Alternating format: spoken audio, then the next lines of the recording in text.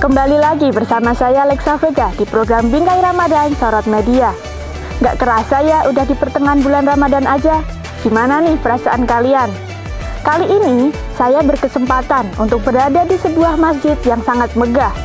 Yuk kita simak cerita di balik kemegahan masjid ini.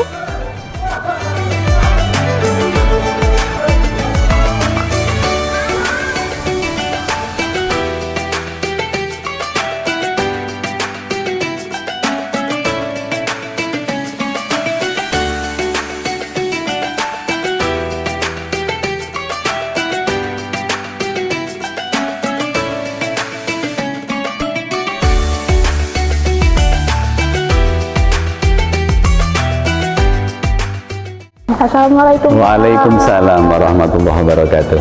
Ya, teman-teman, saya sekarang sedang berada dengan pengurus masjid Subardi Al-Huda. Mungkin bisa perkenalan dulu dengan Bapak siapa? Assalamualaikum warahmatullahi wabarakatuh. Saya Faizus Sa'bani, kebetulan menjadi ketua takmir Masjid Subardi Al-Huda Kuwon di Tembesi Ponjong Gunung Kidul ini. Ya, saya mau tanya-tanya ya Pak. Boleh. Mungkin terkait dengan masjid ini. Iya. Kalau awal mula muncul ide buat masjid yang megah ini tuh seperti apa ya Pak? Jadi begini, sebelumnya sebetulnya sudah ada masjid. Iya. Cuma karena terlalu kecil sehingga maghrib, subuh itu kadang-kadang penuh. Saat itu menjelang Covid, ada seorang ahliya Gunung Kidul, Bapak Haji Subardi PS, itu mencoba menghubungi saya untuk menyediakan tempat untuk dibuatkan masjid yang besar. Ukuran berapa waktu itu kami mintanya 20 kali 25, tetapi ternyata kami nggak bisa menyiapkan tanah. Akhirnya beliau pun kami ajak untuk membebaskan tanah di sini bersama dengan jamaah di masjid ini, kemudian jadilah kesepakatan untuk mendirikan bangunan yang baru ini. Oh iya, terus kalau gaya arsitekturnya masjid ini sendiri tuh apa ya Pak? Jadi ini perpaduan antara Madinah kemudian Turki. Meskipun sebenarnya kami tidak punya gambar detail. Iya.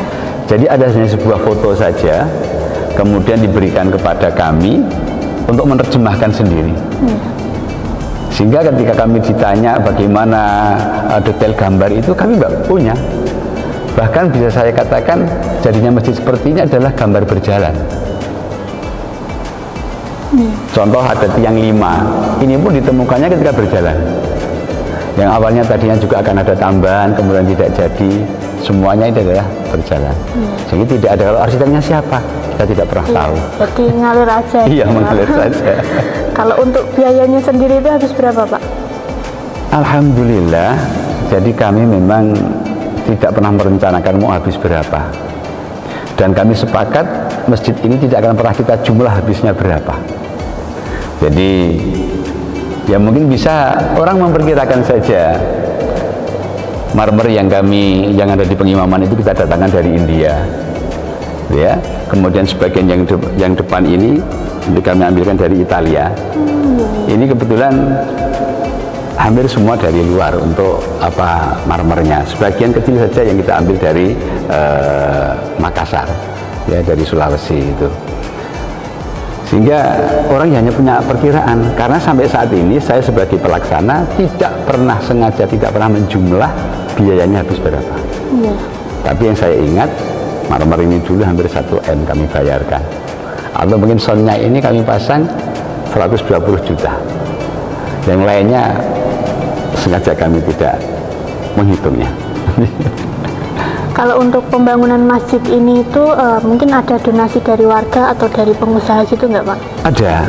Jadi Bapak Haji Subardi sebagai seorang ahliya itu yang sebagian besar, hanya saja waktu itu kami minta tolong jangan dibangun sendiri, biar siapapun terlibat dalam pembangunan ini. Dan ternyata betul, ada orang lewat di sini, tahu di sini dibangun, kemudian berhenti, ngasih 1 juta, ya, ngasih 500, bahkan ngasih 10.000, ngasih berapapun kita terima.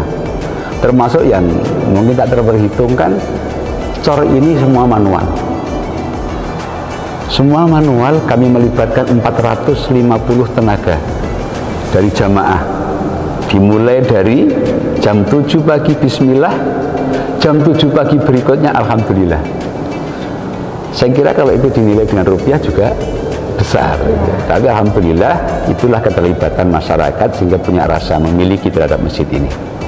Jadi sebelumnya masjid ini tuh emang udah ada masjidnya Sudah ya Pak? ada, ya, sudah ada. Itu kira-kira kalau masjid ini sendiri tuh berdiri sejak tahun berapa? Jadi kalau masjid yang lama berdiri sudah ada tahun 48, kemudian sudah mengalami 4 kali renovasi.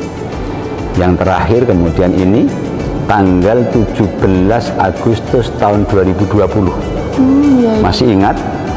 Seluruh jamaah kita kumpulkan pada tanggal 17 Agustus tahun 2020 jam 8 pagi mustoko kita lepas. Mustoko kita lepas diumumkan sudah fungsinya bukan sebagai masjid, langsung kita pakai untuk upacara bendera tahun 17.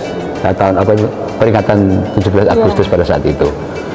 Nah, saat itu pula kemudian kita robohkan, kita bangun lagi. Iya. Kalau untuk jadinya? Kita melaksanakan pembangunan ini karena juga tidak pernah ada target waktu. Kita resmikan pada 1 Oktober tahun 2023. Ya, 3 tahun lah. Iya, kita 3 tahun. Ya. Meskipun dipakainya belum sempurna sudah kita pakai. Iya. Ya, tapi kemudian dalam bentuk sudah jadi seperti ini, ya kira-kira makan waktu 3 tahun. Baik.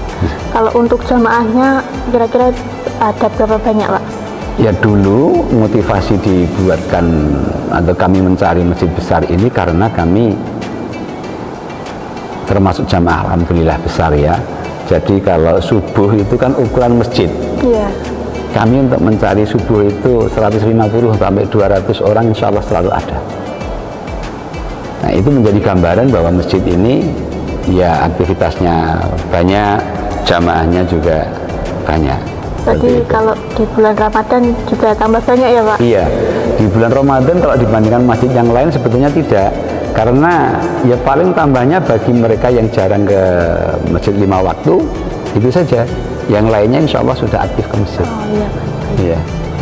Ya mungkin itu saja ya Pak yang saya tanyakan. Iya. Terima kasih untuk waktunya. Iya, terima Saya kasih. Jadi insya Allah nanti ada berita baru lagi.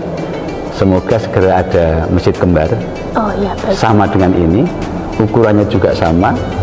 Sekarang sedang proses kita bangun. Oh, baik, semoga lancar-lancar ya Pak. Insya Allah, insya Allah. Iya. Saya pamit dulu ya Pak. Terima kasih. Terima kasih. Makasih juga. Assalamualaikum. Waalaikumsalam warahmatullahi wabarakatuh. Ya itu tadi sedikit cerita di balik kemegahan Masjid Subandi Al-Huda di Kapanewon Ponjong. Jangan lupa selalu ikuti perjalanan Bingkai Ramadan di channel Sorot Media. Saya Alexa Vega pamit undur diri. Wassalamualaikum warahmatullahi wabarakatuh.